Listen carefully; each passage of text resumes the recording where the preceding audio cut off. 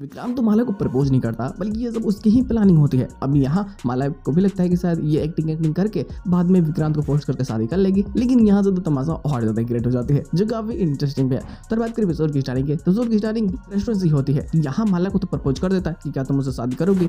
हालांकि वो दिखाना चाहता है कि शायद मन्नत को तकलीफ हो, मन्नत अपने दिल की फीलिंग को करके हम सबसे बोले, मुझसे बोले, मुझे एक्सेप्ट करे कि मैं उसे कितना ज्यादा प्यार करता हूँ। लेकिन ये प्रपोजल भी समझो कि एक प्लानिंग होती है। माला ने बोला था कि देखो शादी तो भाई करो या ना करो, इससे कोई मतलब नहीं है, लेकिन अगर मन्नत के दिल की फीलिंग को बाहर लाना है तो तुम्हें ऐसा एक्टिंग करना ही होगा। तुम मेरे साथ एक्टिंग करो, शादी कर, और हो सकता है कि अंत में जाकर के मन्नत तुम्हें प्रपोज कर दे, तो तुम्हें ये एक्टिंग जारी करनी होगा। हालांकि इस सभी प्लानिंग के बारे में वो अपनी माँ ऐश्वर्या से बता देती है कि ये सब एक प्लानिंग का हिस्सा है। लेकिन पहले जो ऐश्वर्या गुस्सा होती है कि तुम इतने अच्छे मोमेंट को क्यों ये प्लानिंग नाम दे रही हो, तो बाद में समझता है कि ओ माला तो अंत में ऐसा सिचुएशन बना देगी विक्रांत के लिए कि उसे जानबूझ करके या फिर कह लो कि मजबूरी में शादी तो करनी ही पड़ेगी।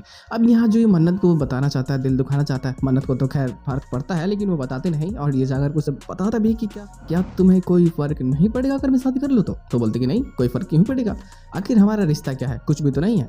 तो बोलता है कि ठीक है, आगे से जो सारी रस्में कहानी है वो तुम ही अरेंज करोगी, और अगर कुछ भी गड़बड़ हुआ तो मैं तुम्हें जॉब से निकाल दूंगा। ये एक वैलिड रीजन होगा, ये जानबूझ करके बोल रहा होता है ताकि गुस्सा दिला सके।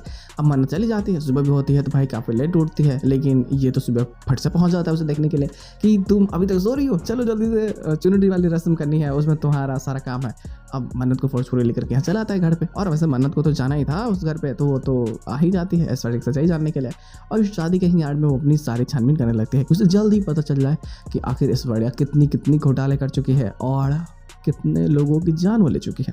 तो इसके सारे सबूत तो मिलेगी, ये शादी से पहले ही होगा, लेकिन यहाँ से स्टोरी कॉम्प्लिकेटेड तो बनेगी दोस्त, जो काफी मजेदार होने वाले हैं। हालांकि इससे ज्यादा स्टोरी नहीं कर जाती है, पोस्ट सीन मजेदार है। विक्रांत अपने दिल की फीलिंग्स को फिर से मन्नत से बताता है कि उसको पता चल जाता है कि भाई मन्नत इतनी जल्दी बताने वाली नहीं है, तो मैं ही बता देता हूँ। और जब वो अपने दिल के फीलिंग्स को बताता है तो माला इस चीज़ को सुनती है जब ना, तो उसके पैरों के नीचे से जमीन खिसक जाती है कि जो ये प्लानिंग बना रही थी रात मन्नत को छोड़ करके मेरे पास आएगा, ये प्लानिंग ही पूरी चौपट हो जाती है।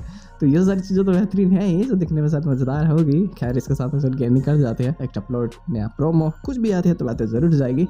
फिलहाल आज को सिर्फ इतना ही, हम मिलते हैं बहुत जल्द किसी नए वीडियो के साथ में, तब तक के लिए बाय।